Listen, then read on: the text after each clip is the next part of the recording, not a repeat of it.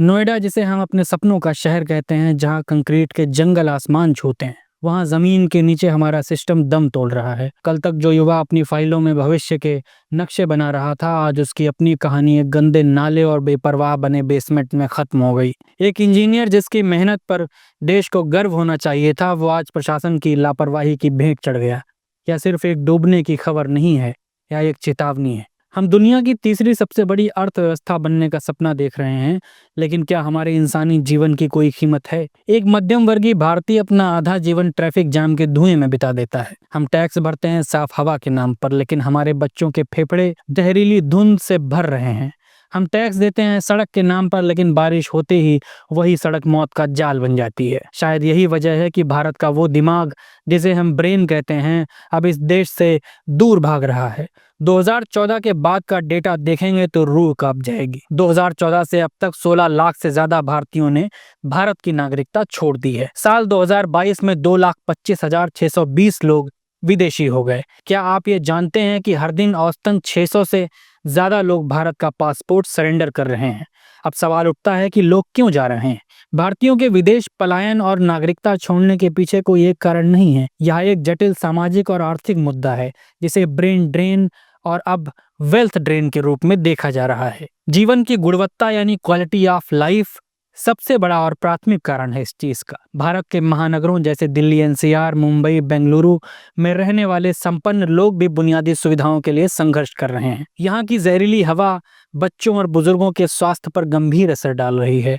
लोग स्वच्छ हवा खरीदने के लिए विदेश जा रहे हैं। नोएडा और गुरुग्राम जैसे स्मार्ट शहरों में मामूली बारिश के बाद जलभराव, खुले मैनहोल और ट्रैफिक जाम लोगों को असुरक्षित महसूस कराते हैं।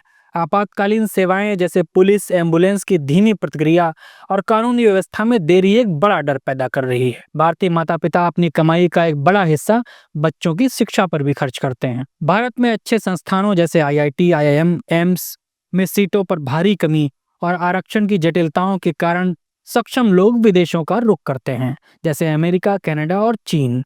एक बार बच्चा विदेश में पढ़ने जाता है तो वहाँ की कार्य संस्कृति और जीवन स्तर उसे वहीं बसने के लिए प्रेरित करता है। अमीर भारतीयों के पलायन का एक बहुत बड़ा कारण भारत का टैक्स ढांचा भी है। उच्च आय वर्ग के लोग महसूस करते हैं कि वे टैक्स तो विकसित देशों जैसा दे रहे हैं, लेकिन बदले में उन्हें उस तरह की सामाजिक सुरक्षा या सुविधाजनक इलाज जैसी सुविधाएं नहीं मिल रही हैं। ऊपर से व्यापार करने में आने वाली प्रशासनिक अड़चनें और इनकम टैक्स विभाग का कथित टैक्स टेररिज्म भी कारोबारियों को दुबई या सिंगापुर जैसे देशों की ओर धकेलता है, जहां टैक्स नियम सरल हैं।